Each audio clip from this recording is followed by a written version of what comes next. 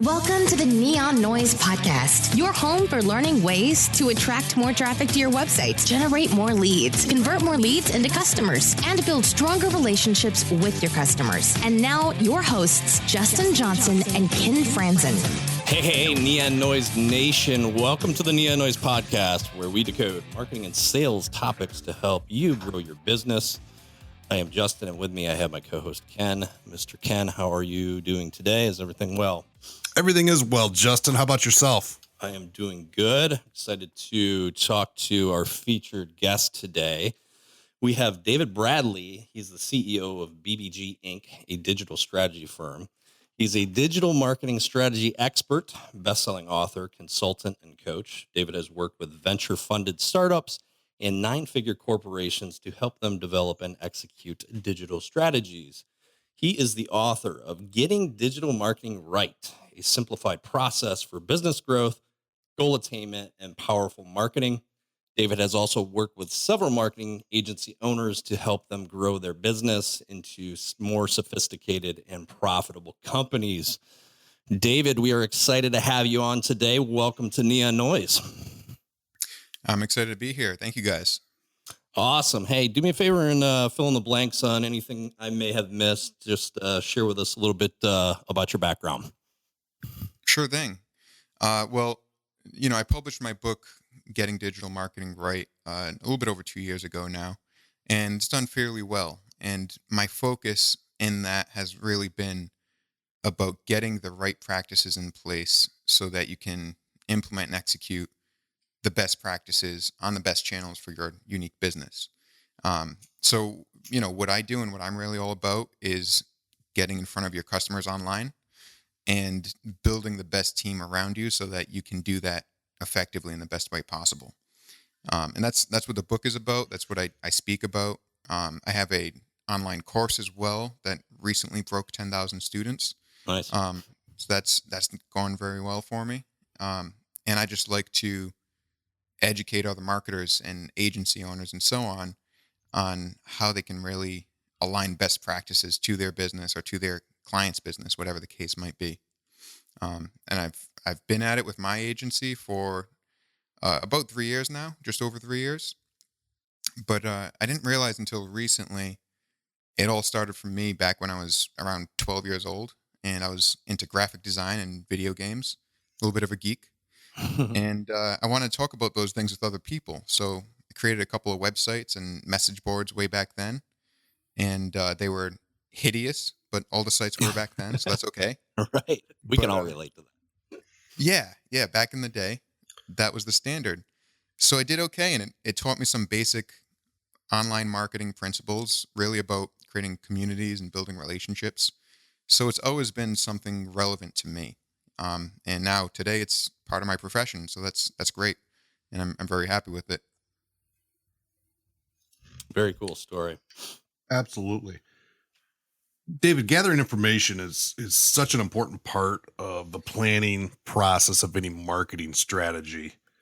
Can you tell us a little bit about how you approach gathering information and some of the things that should be focused on? Yeah, sure thing. So when you're talking about gathering information, it's really data. And that is the cornerstone of successful marketing and successful strategy. I think this is something that everyone can agree with. It resonates with everyone.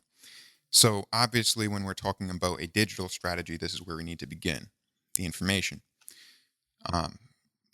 Meanwhile, we might know that, but it's tough to slow down and not just throw together a marketing campaign, feeling creative. You want to get some results quick. So you want to put together a campaign as quick as possible. But before we do that, I try to slow down, focus on that information piece. And it's something I call market intelligence, that phase one of the whole strategy process. And there's two elements to that. There's what I call mining intelligence assets and gathering intelligence data.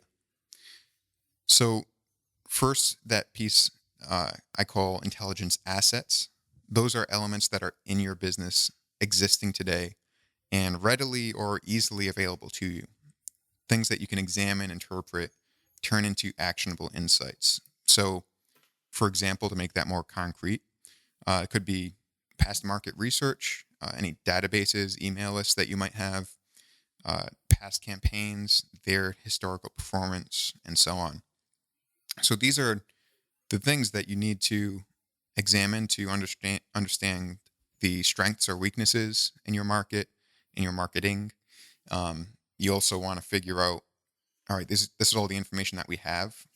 What do we not have? What are we missing? So that's something that a lot of people tend to overlook. It's the work you've already done. So you want to leverage that because it's the easy thing to do. And easy is usually the best way to go starting out. So that's the first part of phase 1 for gathering information. The second part is intelligence data.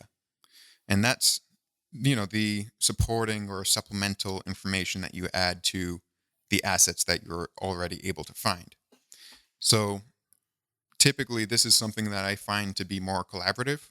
You're going to bring in other parties, whether that's in-house experts, your salespeople, customer service reps, executives, and so on, or external partners, customers, prospects, vendors that you work with. And here, it's important to do an inventory of your marketing programs, the gaps in what you're actually doing now and what you need to be doing. But the best practice is probably one-on-one sit-down interviews with prospects and customers.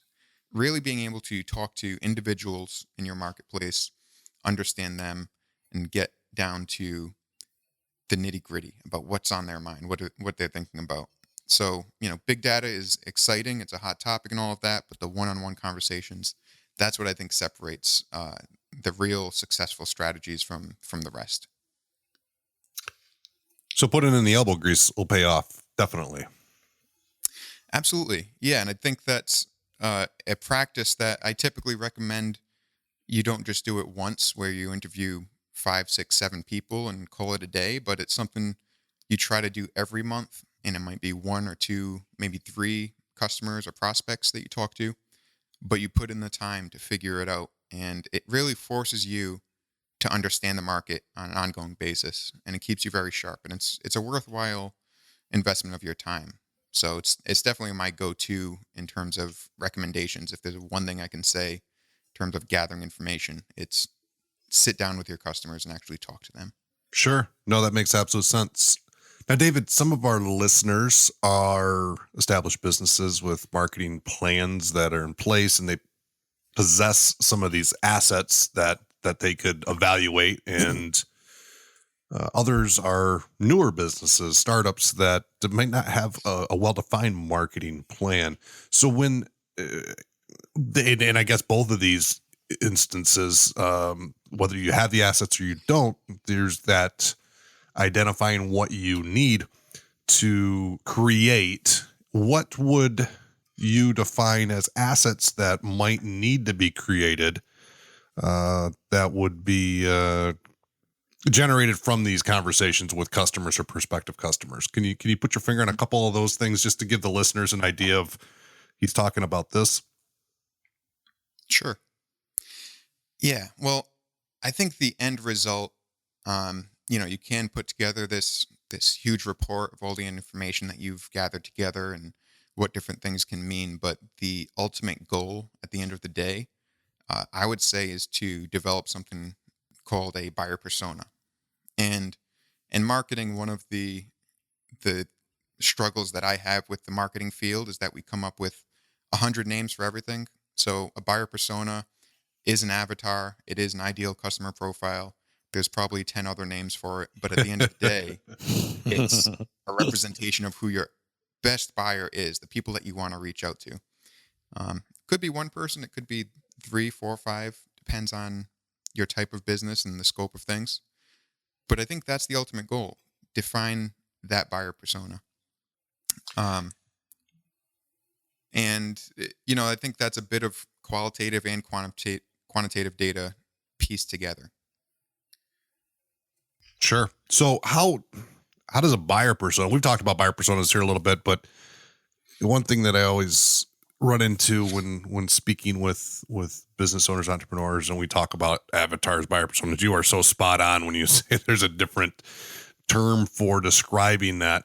But one of the things I often run into is they question, how is, I have a target market. How is that different from a buyer persona? I already have a target market. I'm targeting male buyers age 35 to 55 that make over $110,000 a year who live in Albuquerque, New Mexico. Mm-hmm. Is that a buyer persona? Well, you got a skeleton there of a buyer persona, maybe.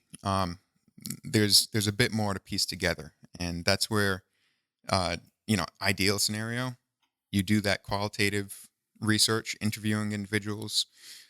You back it up with more quantitative in terms of surveying to prove the hypothesis that you come up with from those interviews. It's an extra step, not really needed. But at the end of the day, that persona isn't just those basic demographics. It's about their online behavior. It's the personal histories, motivations, concerns that are on their mind. And that's going to change based on different stages of the buyer's journey, which we can talk about in a bit. But really, this buyer persona needs to outline a specific individual type of buyer. And it's something that you use in every piece of marketing and advertising you do from there. It actually makes your job way easier and makes your marketing way better because you're not creating a marketing plan for a target market. You're creating it for buyer persona A or buyer persona B, which, you can name in different creative little ways. Homeowner Andy, renter Jane, etc. Make it fit your market. But when you're creating a marketing plan for homeowner Andy, it's different than creating a buyer persona for homeowners in the state of Florida.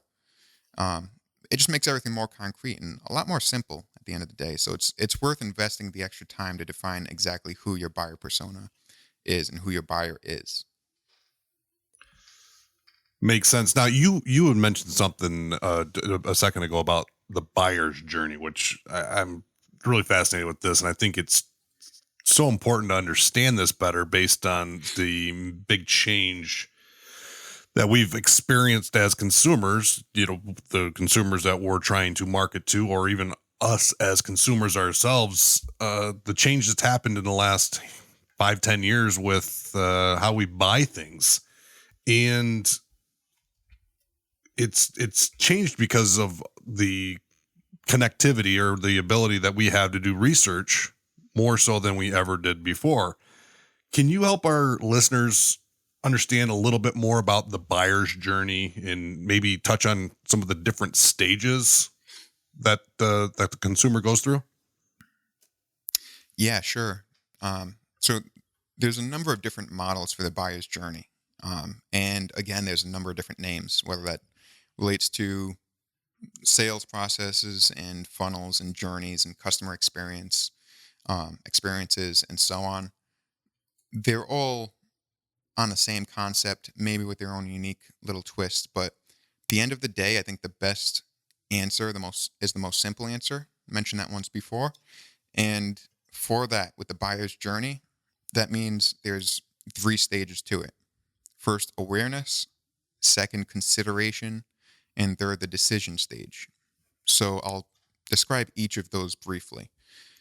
First off, in the awareness stage, this is where the buyers are recognizing their pain, yet at the same time, they aren't fully aware of the potential solutions to that. So they're out there in the market trying to research, this is the issue that I have. What can I do about it? And as a business, we want to just have some educational offers out there in the world that are vendor neutral, but very important to individuals at this stage. Commonly this is free ebooks, guides, blog posts, so on and so forth.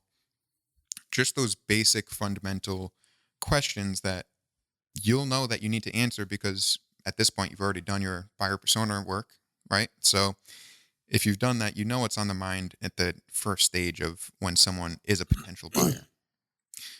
So as these prospective buyers move through this process, they become more aware of what's going on with their problem and what the potential solutions are, and they enter the consideration stage.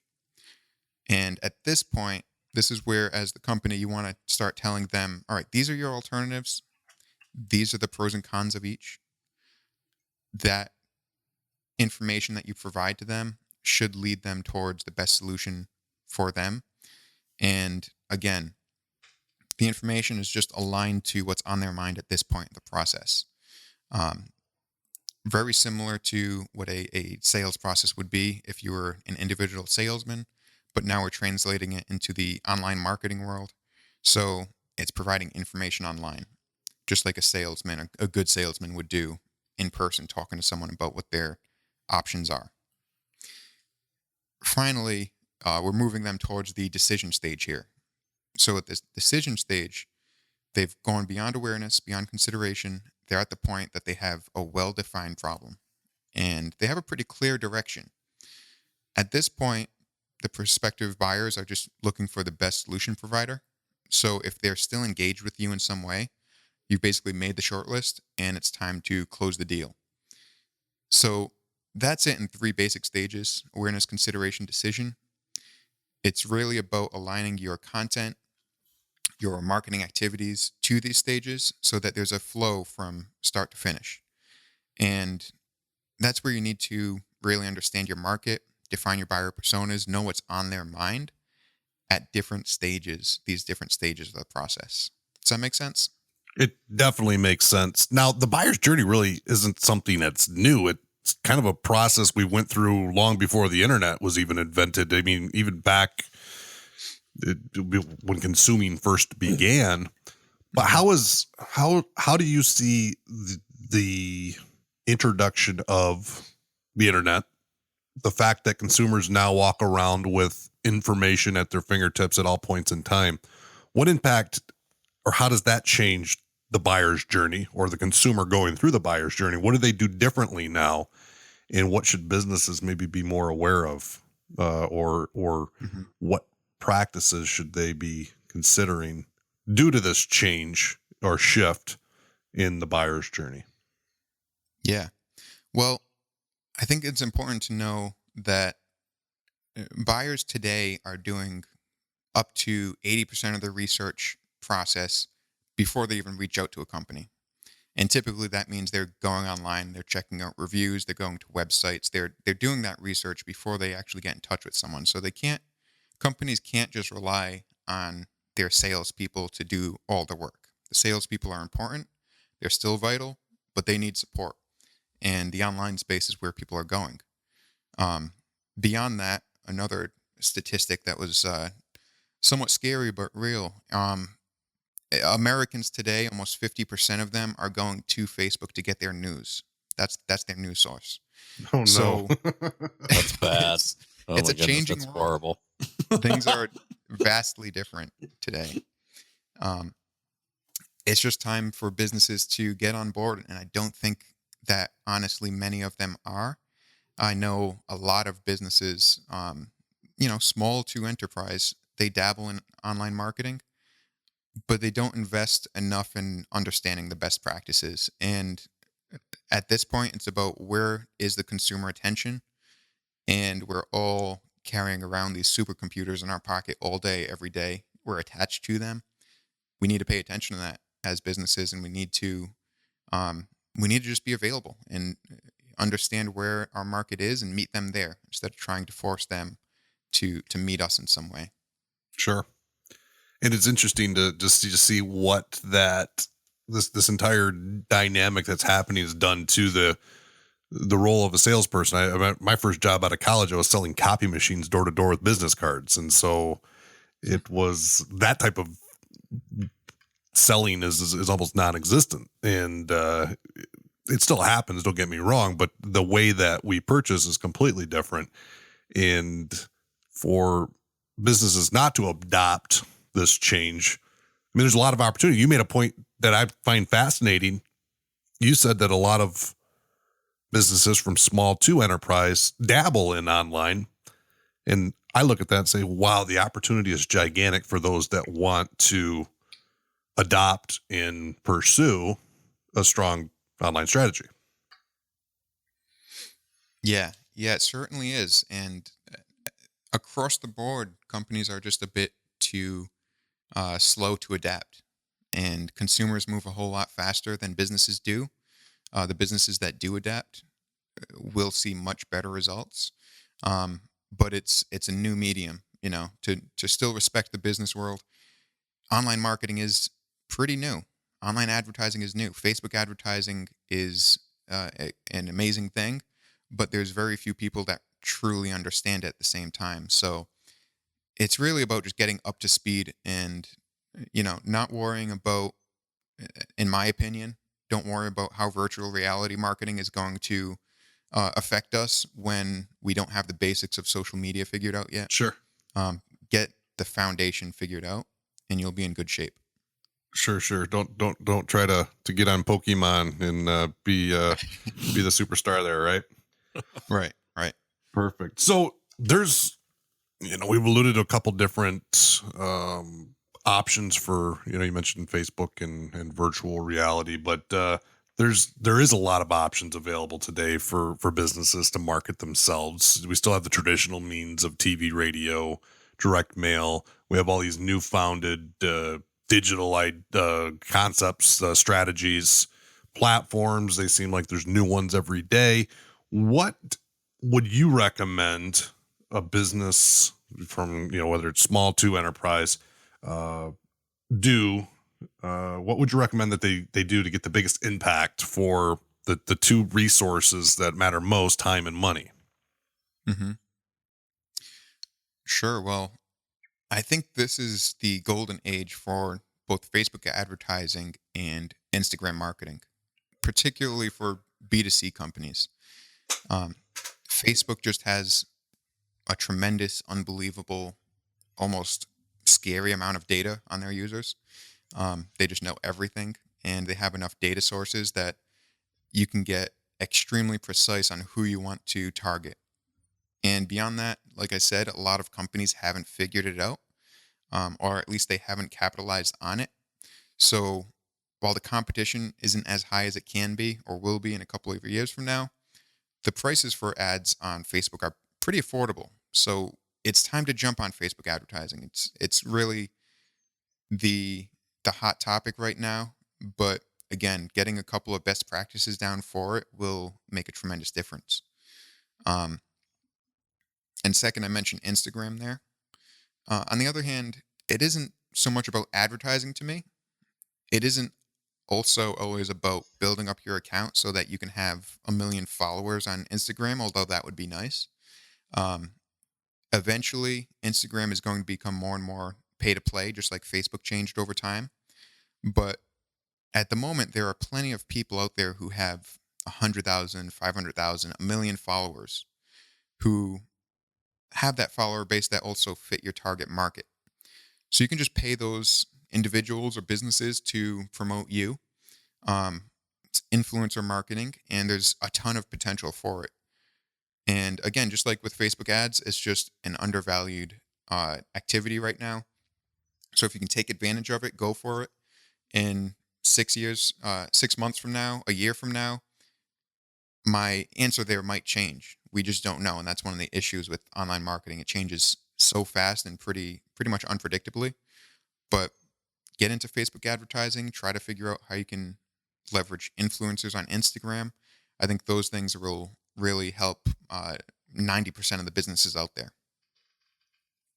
Sure. And in your point there of in 6 months, it might be different. It very well could be. I mean, it wasn't that long ago where I think that Facebook wasn't as attractive of an advertising vehicle. And now that's changed, and you're right that the data they have available is very impressive. So what the one thing about Facebook, the one thing about Instagram is these platforms. I mean, we use them as individuals every day, or most of us do, for personal use. And then they have these very easy to use turnkey setup and advertise your business. What's your approach, or what would be your recommendation there? The because much like AdWords with Google or, Facebook, you can definitely promote and posts and do all kinds of advertising. What's your recommendations for how a business that might be brand new to Facebook or Instagram or any of these platforms, even AdWords, how would you suggest that they approach, or what would you caution them about? Sure. Well, I think it needs to just be something that is not too intimidating that you put out there, that's high value, um, that's easy for people to consume. So what does that mean? What do I mean by that? Well, Facebook advertising over the last couple of years, everyone jumped on it and figured, I'll share a guide, I'll share an ebook, I'll share this or that in the marketing world called lead magnets. And it's a nice sentiment, but it's also something where if I'm browsing on Facebook, I'm there because I'm checking up with what my family and friends are up to. I don't necessarily want to read an 81-page ebook at the moment. Sure. Doesn't make sense to me. But beyond that, the market was flooded with that. So people got used to those offers in the market. And I think today, if you want something that's a real go-to winner, I found a lot of success with giveaways and with calculators and quizzes and similar stuff like that. And if you want a very simple process for your campaign, those are the things to do. As you get more advanced and complex, you can add in content like blog posts. You can retarget people who view that blog post with a quiz, and then you can share a video with them. And you can do all these intricate things. But if you can get a basic fundamental down of what's that offer that people are going to be attracted to in the ad, that's where it all begins. And that's something that you really want to test out, figure out what's going to work the best. Not only in terms of format, meaning, ebook versus quiz versus giveaway, but also what are you giving away? Test different ideas. What's the ebook about? What's the quiz going to tell them? You have to test those different things. And that's really the cornerstone of a successful campaign, the offer that you make. Absolutely. Now, these different strategies that you're talking about here, the quizzes, the ebooks, the the giveaways. I'm sorry, I'm blanking there a little bit. Mm-hmm. Those three things in particular, there's lots of awesome, exciting software that you can use. I mean, you can custom develop, hire a developer, I guess, and develop a way to deliver your ebook and collect the information, the email address you gather in exchange for that, or have them sign up for a giveaway, or develop a quiz. And the software limitations don't just stop with those three items. There's unbelievable tools out there available to use in your marketing strategy. Could you share with our listeners maybe some of the technology that you recommend, or some of the different platforms that you might use in conjunction with one another, and in not just maybe those three that we just talked about, but overall for a marketing strategy? Sure. Yeah. Well, it's somewhat of a loaded question since technology can be so broad. So I'll try to not go too deep or ramble too far on anything. But for the average small business, I guess there's a couple of things that come to mind, top of mind. First off, I'd say analytics are super important. So you need to be able to track behavior on your website, on any social media channels you use, advertising channels, and so on. The basic cornerstone of analytics is Google Analytics. So you want that set up, but you probably want a professional who can make sure that it's set up in the best way possible, that it can generate reports for you that are based upon your business, what's actually driving your business, the sales at the end of the day. So I think having the right analytic systems, also across those different channels that you use, the dashboards on, Facebook Ads Manager, on the different tools that you might use, learn to use those analytics tools. And you don't need a ton. You just need to know how to get to the core KPIs, the key performance indicators, the core metrics on different channels, so that you can pay attention to them. Second tech, I guess I would mention, would be for your website, the CMS, the content management system. Very briefly here, I always advise my clients who are not on WordPress but using some kind of website builder or some lesser known, less common platform. You probably want to jump on WordPress. There's a ton of websites that use it, and none of my prescriptions here are going to be right for 100% of the businesses, but for a small business in general, if you're using a free website builder of some sort, you need to get serious and have the right infrastructure ready for your business. WordPress is the right way to go, a relatively easy way to go for that.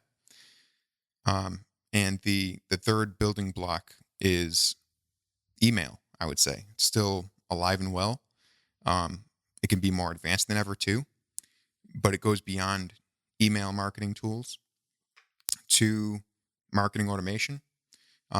Personally, I love ActiveCampaign for small business. It's relatively simple, but super flexible, super powerful. Has a lot of the functionality of tools that cost hundreds of dollars per month, but it starts at $9 a month. So, you need analytics to understand behavior. You need a website that's flexible and that can grow with your business. So you need some platform such as WordPress that can grow with you. And you need a reliable communication channel. So those databases that you have can actually be used well. And that's a marketing automation tool. Those are the three building blocks that I would mention. There's plenty more that we can talk about, but I don't want to get too convoluted here in the tech side also. No, I appreciate you going over the kind of the backbone there, because I think that's where a lot of business owners get confused is, all right, what do I need to have? What should be my strong foundation that I build on? And analytics, the CMS, the email, communicating via the email systems are so important. And yeah, we could go in 1,000 different directions with add-ons and different strategies and tactics that would compose those strategies. No, thank you for sharing that with us. That is exactly what I was hoping for you to share with our audience. So yeah, sure. And to add on that, man, I want to give you some amazing tech ideas here, but kind of like I mentioned before, you really need the fundamentals down. So you might listen to this and say, yeah, I think I know I need a website right now. I think I know about email, but I'm all about just getting the best practices down on each individual activity. So focus on that, and then you can get into some pretty cool, serious, advanced technology. But a lot of the companies, and I honestly have seen it with the 9-figure firms that I've worked with as well, you would be shocked, but they don't have it figured out yet. And I think it's important to just focus on those basics.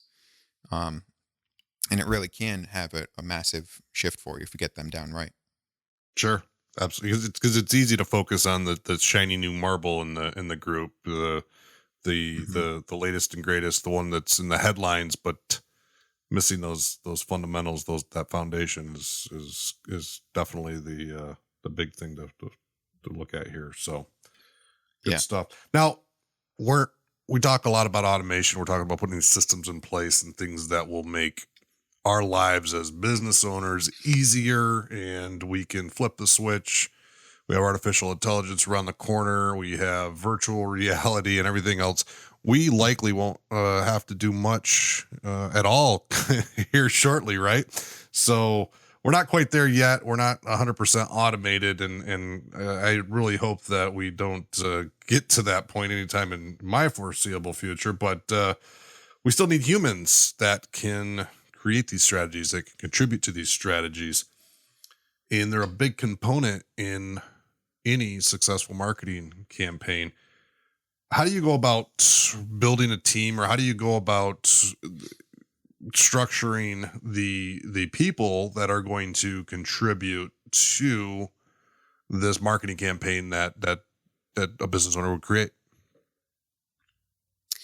Yeah, this is a topic that I harp on with a lot of new businesses and established businesses as well, actually, because I think the people is probably the most important piece. It's likely the most important piece of my business, and I never want a small business or even a solopreneur to try to do everything themselves. So, regardless of the size, you do need a team. Um, but I also realize that choosing the right people isn't so easy. And especially when it comes to online marketing, if you don't know online marketing, it becomes even more difficult to figure out who knows what they're talking about and who doesn't. Um, so there's a couple of things to consider here. First, everyone's going to have a budget to consider, and that will dictate somewhat if you seek someone in-house or external partners, agencies, freelancers, consultants. I tend to prefer about 90% of the time external hires. Every business, small or medium, is going to be different, but it's good to have someone internally, an internal digital asset who can sit around here and say uh, what's working, what isn't, and can identify of the external partners who knows what they're talking about and who's making it up as they go. Um, but nonetheless, overall, you're likely going to have an external digital team. Now, when it comes to getting the right people on that team, I look for two main characteristics. One is an independent professional with a growth-oriented, helpful attitude. Someone who truly acts as a consultant, figuring out your best interest, your best case scenario. And I tend to uh, prefer working with those who have a specific expertise of one practice, meaning they specialize in Facebook advertising, not advertising on Facebook and Google AdWords and whatever other project you propose to them. I don't want someone who specializes in all of internet marketing because no one can know it all deeply enough that they can do it all themselves. Also, in general, I think there's some very low budget uh, team members you can gather up. There's some very high end individuals. Usually, you'll be very safe in that mid tier category, and I like to find people that are domestic. For me, it tends to be America, but Canada as well, the UK, Australia. I find my best talent there, and to some degree, time zone plays a role. So Australia is a little bit more difficult to work with, but you get those people with the right attitude and the right specialization that you can work with. I think you're onto something very, very strong there. Um, so I can tell you a bit about how I select people. I mean, you're going to have a plethora of people that fit those kind of characteristics, but you need to actually decide. So I can tell you a bit about that if you'd like. Absolutely, because I think that's the one thing where a small business owner or an entrepreneur might get overwhelmed and say, "This sounds great, David, but how do I go about filtering through the thousands and thousands of individuals that say that's me, I can do that. Here's my digital resume, here's my profile, and it says here that I am a Facebook marketing expert." Because this industry that we're talking about, the digital marketing industry, there's no there's certifications, but there's no. It's not like you go to a doctor's office and you see, okay, great, this is a general family physician, or this person is an orthopedic surgeon because he went to school and he's gone to the training and residencies and everything else of that nature. There's a lot of gray area out there. So if you could share with our listeners how you go about choosing the right individual for what you're looking for, that would be fantastic. Sure. Well, you know what I love doing? Split testing. And now everyone thinks of split testing as the A versus B of two different ads, or landing page A versus landing page B, and what works better. It's the right concept, but just apply it to HR instead. So you're testing expert A versus expert B, and you're going to have them work on the same project. So your costs at the end of the day for that project are going to be higher. You have two people doing the same thing. But you find someone with the right skill set, the right eagerness to work, and the right communication and culture fit for you. And that's incredibly important because usually you find someone who is very skilled but sucks at communicating, or they communicate very well, they're right on top of things, but they're not doing a great job. So you find someone who has that balance, and it's very helpful to split test people and how they perform, how they communicate, because then you have a benchmark to really know who's doing a good job and who isn't. And it's typically pretty clear. There's usually a winner there. That's how I end up with my best people. So, not to leave you just on that, I'll give you an idea for the project piece. Typically, to start with people, and if we're in the strategy development phase here, you have them run forecasts for you. You have them outline the opportunity and what the strategy would be to run a campaign on that specific channel. So if they're a Facebook ads expert, AdWords expert, even a web design expert, and you want to get the right people for that. Don't ask for free work. It's a paid opportunity, but also you're not going to promise them their world after that. You just want to focus on, hey, help me build the right strategy around this. What can I do and what can I do on this channel? Is it valid for me? Is it not? And this lets you test the expert. You get an unbiased review because they're focused on what's in your best interest, not in a long-term relationship. They might assume they might work with you. They might also assume you got in-house staff that will execute and implement. And at the end of the day, you get that split test, and you get, along with that, a very meaningful report created for you on whether that strategy or that channel is going to be a fit for you. And that's something you need to do anyhow. You need to have a strategy. You can't just jump into any channel or any project. So it's very worthwhile work, and there's a slight increase as opposed to having just one individual do that for you. But in the back end, you're getting a tremendous amount more value out of it. Sure. We've all, I think, hired or made the wrong choice during a hire, and we know how costly that can be. So that's a great method for, I guess, an audition, right? A way to test drive the person or persons to determine which one. Now, would you have them do the same exact tasks, or would you have them work together on the project doing different tasks?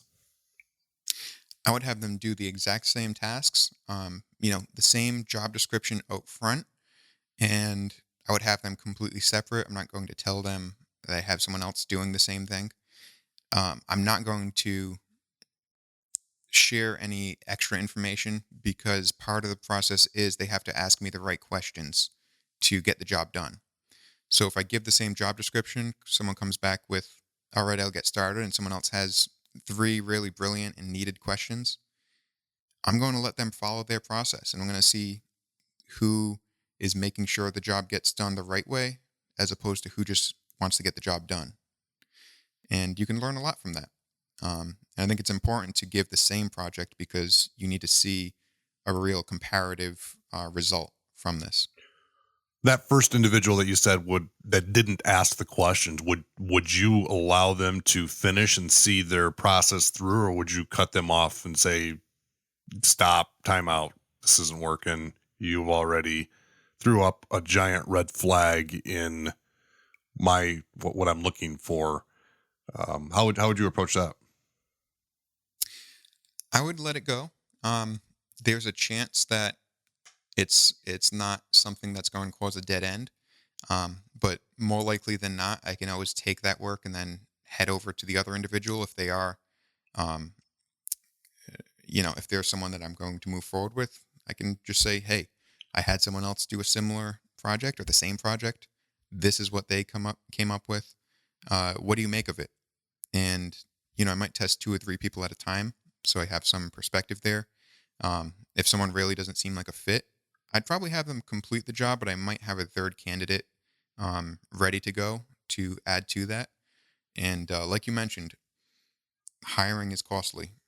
Firing people is a lot of work, and finding a replacement. So paying someone to do a project, it doesn't have to be tens of thousands. It could be hundreds. It could be a couple $1,000s you spend here. But paying them to do that up front really does save you long term. So if you have 2 or 3 people, you'll be pretty safe to find someone who's a good fit. And, that should be after you've interviewed 5 to 10 people to get to that short list anyhow. Sure. Do you prefer to work with individuals remotely, or do you would that person then, would they remain remote, or would they come join your team at your physical location? Personally, I'm essentially entirely remote, and I do that because I really want to get the best talent, and not the best talent that's convenient enough to come into the office. Unfortunately, I don't have a ton of great talent in my area. If anyone happens to be listening from Rhode Island, I'm sorry. There's just few of us around here that have that high skill level. So, and I do have a couple people that work with me in Rhode Island, so they're around. But I found my best people that are based in Arizona and California and traveling all over. And I don't like to keep geography as a reason to work with someone. There's certainly benefits. It's nice to look across the office floor and just say, hey, what's going on with this or that, as opposed to having to send the email. But, if you can find the best talent, I think that trumps the need for finding someone local. Sure. Absolutely. Oh, that's definitely changes the dynamic and the tools we have available now that we can actually work with one another. I mean, Justin is my business partner. He's located in Orlando, Florida, and I'm in Toledo, Ohio. So that is something that when Justin moved down to Florida, because he used to live here in Toledo, everyone's like, oh, is he leaving the business? Like, no, he's still the part owner of the business. I think we actually communicated more after I left. Yes, I agree. To be honest with you, I agree. So it's an interesting. I too have become fond of the remote work environment, and you're spot on when you look at the talent pools that you limit yourself to by requiring a physical presence. And so I love the split testing with the recruitment, though. That's brilliant, and I think that's something that I want to adopt immediately, because I think it allows for so many additional doors to be open, and being more confident in the choice, because you get a good feeling. I think everyone interviews well, everyone dresses nicely or speaks well on the phone, everyone has a great resume, no matter how accurate it may or may not be, but to actually have them do some work and see how they perform before you make that hire is brilliant. You mentioned earlier, David, KPIs, key performance indicators, and they're important to measure success. Let's start off the question with this way. How do you measure success? And then which KPIs do you focus on, and which ones maybe do you not focus so much on in marketing? Okay. Well, I have a couple of principles I follow related to KPIs. So I don't think it's too smart for me to give you, these are the 3 specific KPIs that you follow no matter what, but I can give you a couple of principles to follow, and you'll find the best case scenario for you, and it won't be too complicated. So first, I think one of the issues, and that's, with the power of online marketing and Google Analytics and so on, we have too many options, too many KPIs that we can follow. So for each channel, you're going to want 3 to 5 KPIs. And those are the ones that you're going to track week by week, month by month, and look at the progress. And it'll be different for AdWords versus Facebook versus whatever other channel that you might use. But you don't want to get lost in the dozens or hundreds of different options of what you can track. You want to keep it to a high level, strategically, what's going to keep us moving forward. So another principle that ties into that is those KPIs should focus on getting as close to the sale as possible. For example, in advertising, you can track clicks and make that a KPI. That's an option. But that doesn't mean it has anything to do with your business. If someone clicks, that doesn't really translate to dollars. So if you can track the leads generated, being people who not only clicked, but also left their name and email for more information, entered the giveaway, got the ebook, whatever it is, then that's more valuable. It's closer to dollars at the end of the day for you. Beyond that, if you can track through to the sale, then that's the KPI that matters the most. Figuring out how much it costs you to acquire each customer is an excellent KPI to have. A cost per lead is a decent KPI because it doesn't connect to customers exactly, but it's closer.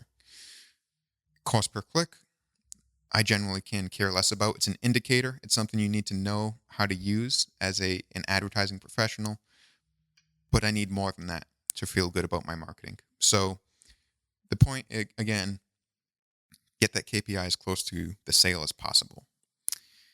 And I guess the last principle is to have an actual system in place. And I really prefer an anti-tech system at the end of the day. There's a ton of marketing tools out there that can generate reports for you, and they'll have page after page of details and, again, dozens of metrics that you can track. But what I like to do is essentially have an executive summary. And I have my team do this manually in PowerPoint so that we can have a one-page overview of three things. One, what was accomplished over the last month. Might be 2 or 3 items there. Then the numbers, the KPIs, the 3 to 5 that we're tracking. And the final piece of that report is what's coming up the next month ahead, the 2 or 3 things that we're going to be working on. And doing it in this format, manually creating that report and not having it all just quantitative numbers pulled automatically, it forces accountability for your team, and it forces you to be thoughtful about what you have done, what you're doing going forward. So as much as there's some amazing report generation systems out there, just pen to paper or write up in PowerPoint, doing it manually, I think is super important. And it's a little bit of work, but it's a worthwhile investment of your time or your team's time. Great advice. You definitely can get lost in, let's just take Google Analytics, for instance. There's more data inside that singular platform than most people should ever even consider looking at. And I love the idea of just focusing on some high level items instead of drowning yourselves or getting focused on something that is not as important as you might make it. It's kind of like looking at your investment portfolio and getting fixated on one stock that's in one mutual fund that's tanking when everything else is doing great. Mm-hmm. True. So once the campaigns are live, we talked about key performance indicators and things along those and measuring. Are there any other things that you recommend doing outside of tracking the KPIs? Once the campaign's running, you mentioned split testing. Do you do a lot of that? What are some other things that you do after this? We've planned our marketing strategy. We've identified our buyer persona. We've created the assets we need. We have the campaign implemented. It's up and live and running, and the team that we've constructed is optimal. And we have the KPIs we're going to measure in place. What happens next? What do we do on a continuous basis? Sure. Well, depending on what that campaign is, there's going to be ongoing reporting, which we just touched on a bit. Depending on the size of the business, I think quarterly leadership committees makes a lot of sense where, for those mid-sized businesses where leadership is somewhat detached, getting the executive team involved, getting marketing, sales, customer service directors involved, and so on, to track the progress and make digital a core component of the entire business, I think is important. But for everyone, whether it's a small business with one employee or just the owner, to those 9-figure businesses. The practice that matters when your campaign is live and running is taking a scientific approach to testing. It's really vital. And I mentioned split testing in the HR sense, but it is a core component of marketing. So that means, split testing ads, split testing landing pages, the website, and so on. It means also tracking blog posts and testing what's performing well, what's not, being aware of what people are interested in. But most of all, it's about acting as a scientist when you do this, meaning, you have a ton of options of all these different things to test. But if you go a little crazy with it and you test dozens of different ads with dozens of different landing pages with dozens of different email autoresponders, there's too many variables to identify what's working and what isn't. So you have a very complex campaign. You're doing a lot of testing, but you can't really say what's working. After a campaign is live, we focus on one variable at a time, and we test dozens of different elements of one type. So it might be messages, and we might have 2-3 different types of messages that we test out. And, a lot of them will suck. They'll tank. They'll perform very poorly. But it's worthwhile to do that to figure out what those messages are that just don't work, because we have to essentially sift through the dirt to find the gold, as they say. So you find that gold, you find that golden message, and you move forward to the next test where you test, the imagery, the graphics that you use. And that's the one variable. So ongoing testing on an ongoing basis, where you just continue to test until you find a statistical significant winner in that category. That's the thing that I think is most important. Great stuff. All right, guys, I think we're getting pretty close to time. David, you shared a lot of great, helpful information for our audience today. What is the best way for our listeners to get in touch with you? Sure. Well, you can head over to davidjbradley.com. There's information there about my book and my course, about working with marketing agency owners, etc. You can go to thebbg.com, which stands for the Bradley Business Group. That's my firm, digital strategy firm. We do a lot of Facebook advertising work. And if you'd like, you can go try to find my book on Amazon, Getting Digital Marketing Right. I'll share some links for the show notes as well. You can get that as paperback or Kindle. Perfect.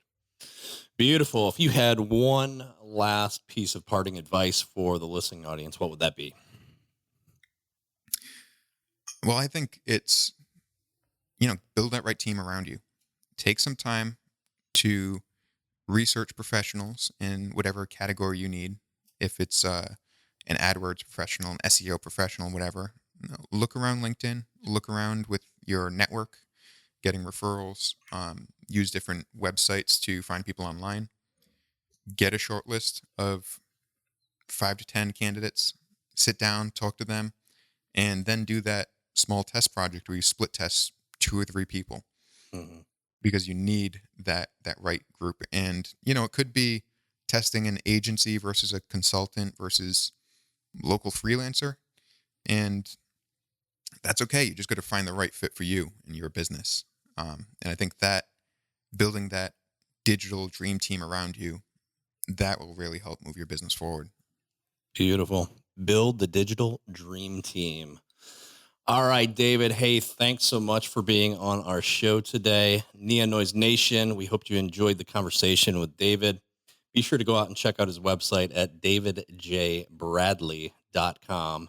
As always, the show notes will be available today at neongoldfish.com/podcast. Until next time, this is Justin, Ken, and David signing off. Neon Noise Nation, we will see you again next week. Thank you for listening to this episode of the Neon Noise Podcast. Did you enjoy the podcast? If so, please subscribe, share with a friend, or write a review. We want to cover the topics you want to hear. If you have an idea for a topic you'd like Justin and Ken to cover, connect with us on Twitter at Neon Goldfish or through our website at neongoldfish.com.